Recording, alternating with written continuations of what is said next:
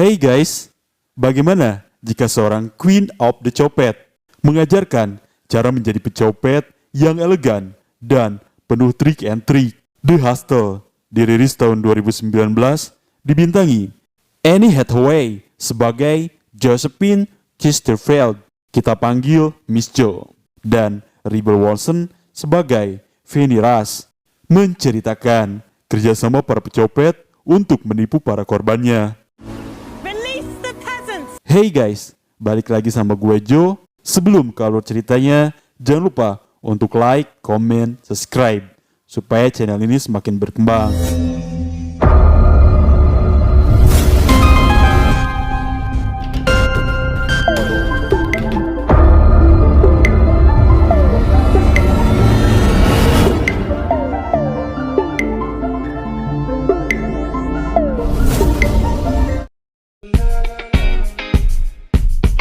Diawali dengan Sugiono kere yang sumringah sedang menunggu gebetannya yang cantik dan aduhai, yang Sugiono kenal dari media sosial bernama Madison.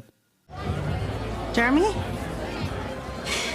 Seorang wanita bernama Penny muncul di hadapan Sugiono dan mengaku sebagai teman Madison. Penny pun mengatakan bahwa dirinya adalah teman Madison, dan Madison saat ini sangat membutuhkan uang untuk operasi pembesaran neneknya.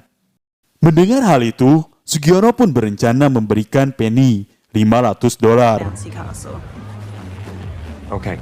What's the view? No. Do you prefer Venmo or PayPal? Her, the fake tit job bitch. Get her.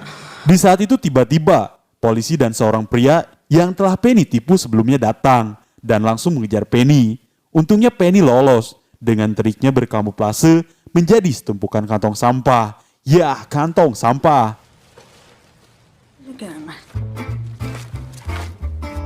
Scene pun beralih di sebuah kasino di Perancis, di mana di sana terdapat seorang pria bernama Matthias yang kalah dalam berjudi. Karena kehabisan uang, Matthias pun berencana menjual gelang berlian milik istrinya untuk melanjutkan permainan. Matthias pun bertemu dengan Josephine yang mengaku sebagai Janet. Janet berbohong untuk mengelabui Matthias dengan membohonginya bahwa dia telah memenangkan lotre.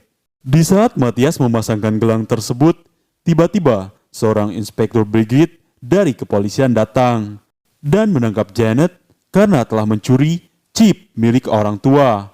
Dan polisi itu pun menyuruh Janet mengembalikan gelang tersebut. Namun, polisi dan si patua yang bernama Albert merupakan komplotan penipu yang sedang bekerja sama, yang mana Janet menukar gelang asli dengan gelang imitasi yang telah disiapkan sebelumnya. Josephine menaiki kereta untuk melanjutkan aksinya di sebuah kota di Prancis, yang mana Penny pun berada dalam kereta yang sama dengannya.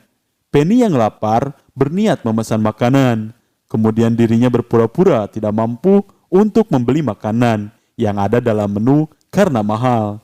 Untuk mendapatkan iba dari seorang pria di depannya, Penny pun mulai bersandiwara. Dirinya menceritakan kisah sedih tentang adiknya yang sedang diculik untuk dijadikan pekerja esek-esek.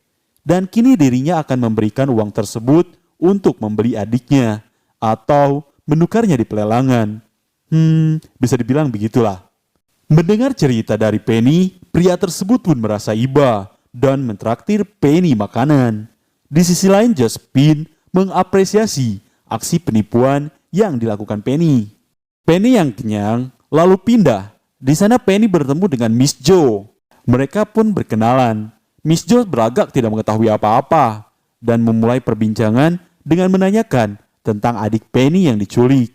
Yang mana Penny pun memberitahukan bahwa sebenarnya ia tidak memiliki adik, melainkan Penny adalah seorang penipu handal yang selalu menipu korbannya dengan cara membuat seorang bersimpati dan iba terhadapnya. No. She's like the OG Lady Connor. Freeze a man's assets with just one look. Miss Jo pun lalu menanyakan tentang tujuan Penny selanjutnya. Penny pun berencana melanjutkan aksinya di sebuah kota di Vieux-Fort-Sumber, Prancis, yang dikenal sebagai kota yang dipenuhi banyak para sultan. Oui, j'ai un petit problème.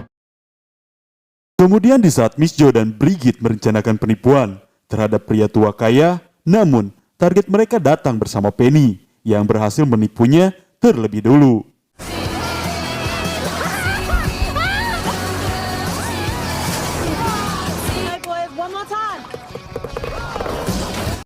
Selepasnya Brigit pun menunjukkan pria tua yang ditipu Penny mengenai dirinya yang telah ditipu oleh Penny.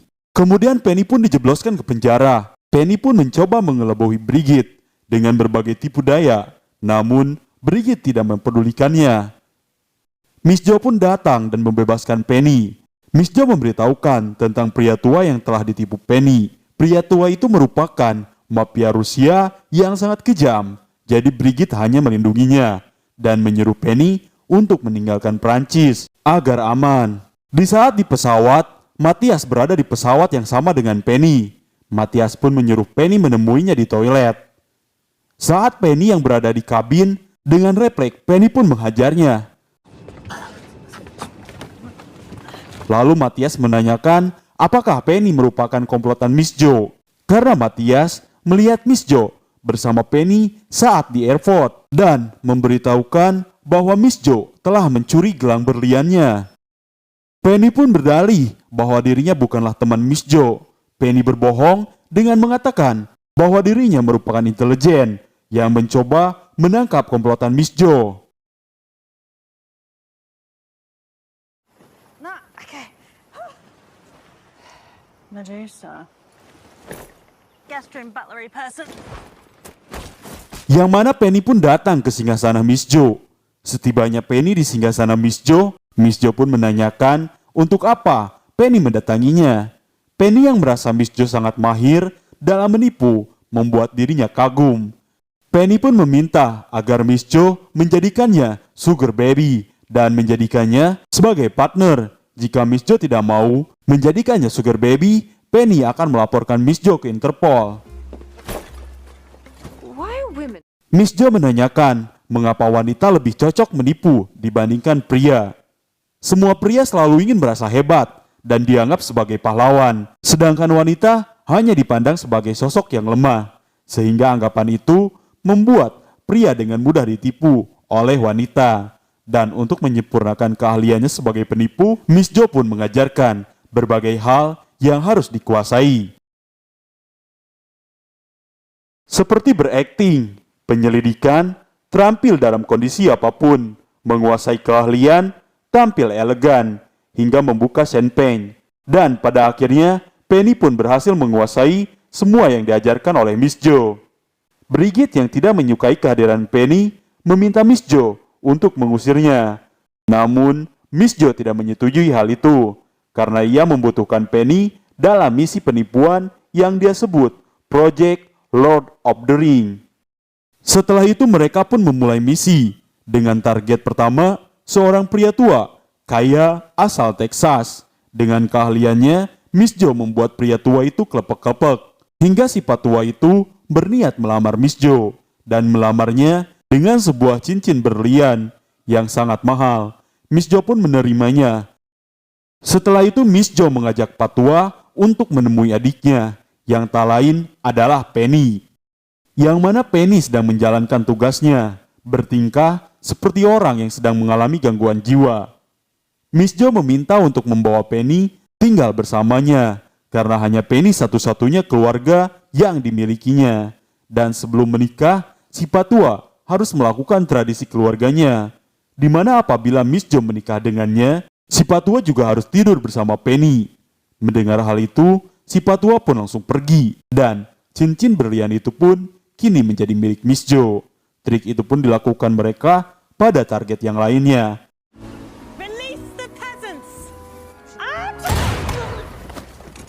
Dan setelah misi selesai, Miss Jo pun membagikan penjualan cincin dari hasil penipuan tersebut. To come into me. I've been killing myself playing Hortense the Feral Prince. Namun Penny tidak mendapatkan bagian, karena menurut Miss Jo, sebagai murid, Penny tidak mendapatkan upah. Penny pun sangat kesal, dan terus mengoceh. Penny pun memutuskan untuk pergi dari tempat itu. Setelah Penny pergi, Miss Jo pun mulai kembali aksinya. Saat Miss Jo hendak menipu seorang pria tua, tiba-tiba Penny muncul dan menghancurkan skenarionya. Miss Jo yang kesal lalu memberitahu Penny bahwa kota itu adalah rumah sekaligus tempat kerja Miss Jo. Off, you moon-faced troll! Whoa. Mereka pun terus berselisih, yang pada akhirnya mereka pun melakukan sebuah taruhan untuk merayu miliarder muda bernama Thomas. Dengan taruhan, mereka harus mendapatkan uang Thomas sebesar $500 untuk membuktikan siapa di antara mereka penipu terbaik. Dan siapa yang kalah, maka dia harus meninggalkan kota itu. Di suatu malam, Miss Jo berpenampilan seksi dan menghampiri Thomas yang sedang berjudi. Miss Jo pun ikut bermain dan mencoba memikat Thomas. Namun, tiba-tiba Penny muncul dengan berpura-pura menjadi wanita buta. Somebody tell me if there's an empty chair at this table. No, mademoiselle. Do you mind, sir? Would you mind? Thomas pun mempersilahkan Penny duduk. Nampaknya Penny menggunakan trik yang diajarkan Miss Jo, yaitu di mana pria selalu ingin dianggap sebagai pahlawan. Penny pun meminta bantuan Thomas untuk memasangkan taruhannya. Disayangkan taruhannya kalah. Penny pun sedih dan berkata bahwa itu adalah kesempatan terakhirnya. Lalu Penny pun pergi. Melihat Penny yang pergi sambil kecewa, Thomas pun mengejarnya dan mengacuhkan Miss Jo. Thomas pun menanyakan tentang maksud dari perkataan Penny. Seperti biasa, Penny pun mulai mengeluarkan jurus andalannya, di mana Penny menunjukkan foto wanita cantik dan mengatakan bahwa wanita itu adalah adiknya yang sedang membutuhkan uang untuk mengoperasi langit-langit mulutnya. Kemudian Thomas menanyakan berapa tarif yang diperlukan Penny untuk dapat melihat kembali. Penny pun berkata bahwa hanya ada seorang dokter yang mampu mengembalikan penglihatannya, yang mana dokter itu bernama Shapa Hussein dan tinggal di Jerman. Namun, untuk biaya pengobatan, Penny membutuhkan uang sebesar $500. Tanpa diketahui Penny, Brigitte berada di belakang mereka, sedang memata-matai mereka. Brigitte pun memberitahukan hal itu kepada Miss Jo mengenai Penny, yang mana Penny menggunakan semua trik yang diajarkan Miss Jo. Hubungan Thomas dan Penny pun semakin dekat. Lalu Thomas kembali menanyakan tentang Dr. Shapa Hussein dan berniat untuk menghubunginya. Namun Penny mengatakan bahwa Dr. Shapa Hussein sangat sulit untuk menemuinya karena faktanya dokter tersebut memang tidak ada. Namun Thomas tetap berusaha mencarinya di berbagai situs dan media sosial. Tidak berselang lama, Thomas melihat foto di media sosial yang menunjukkan bahwa saat ini Dr. Shapa Hussein sedang berada di tempat yang sama dengan mereka. Thomas pun langsung mencarinya, yang ternyata itu pun Miss Jo yang mengaku sebagai dokter tersebut. German? Hi, we met at the roulette table. That is incorrect. Thomas yang senang lalu mengatakan bahwa saat ini dirinya membutuhkan bantuannya untuk mengobati Penny. Tentu saja Miss Jo pun bersedia membantunya. Thomas pun membawa Miss Jo ke kamarnya. Setibanya di sana, Penny yang sedang asik ngemil tiba-tiba dikejutkan dengan kedatangan Miss Jo yang mengaku sebagai dokter.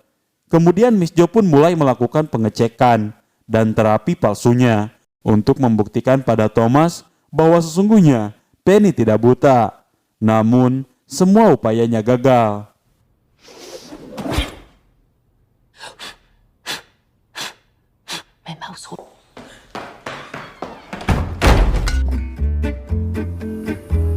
Keesokan harinya Miss Jo membawa Thomas ke singgasananya dan tidak memperdulikan Penny, yang mana Penny pun masih menjalankan terapi nyelenehnya.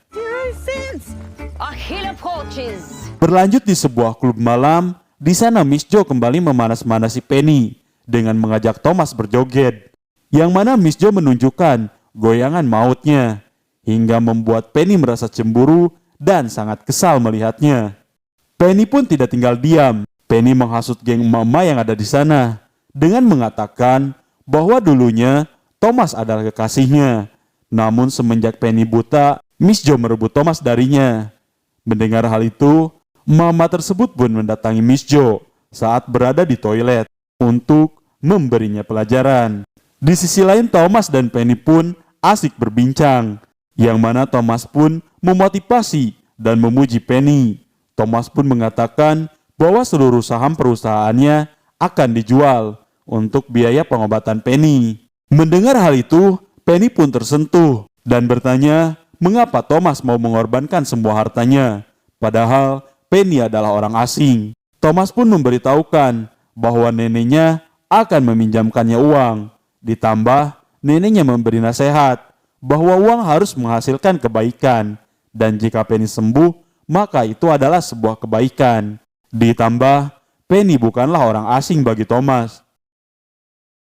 Penny meminta untuk membatalkan taruhannya, karena Penny menganggap Thomas adalah pria yang baik, dan Penny tidak tega melihat Thomas kehilangan semua sahamnya. Namun Miss Jo juga menolaknya. Kemudian mereka pun sepakat untuk mengganti taruhannya untuk mendapatkan hati Thomas. Dan Miss Jo pun memberikan hadiah emak-emak kepada Penny yang ditipunya di klub.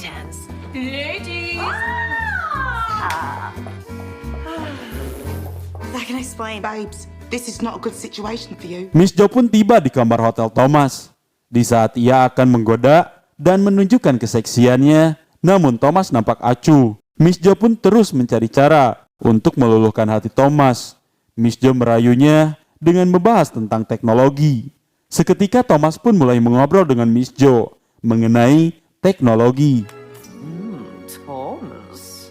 Keesokan harinya, Penny yang mengetahui tentang Miss Jo yang memenangkan taruhan, Penny pun memutuskan untuk pulang.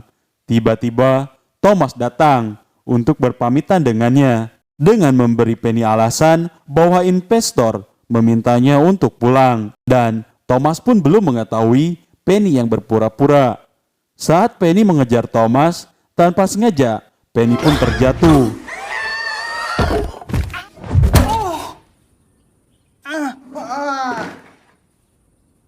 Dick.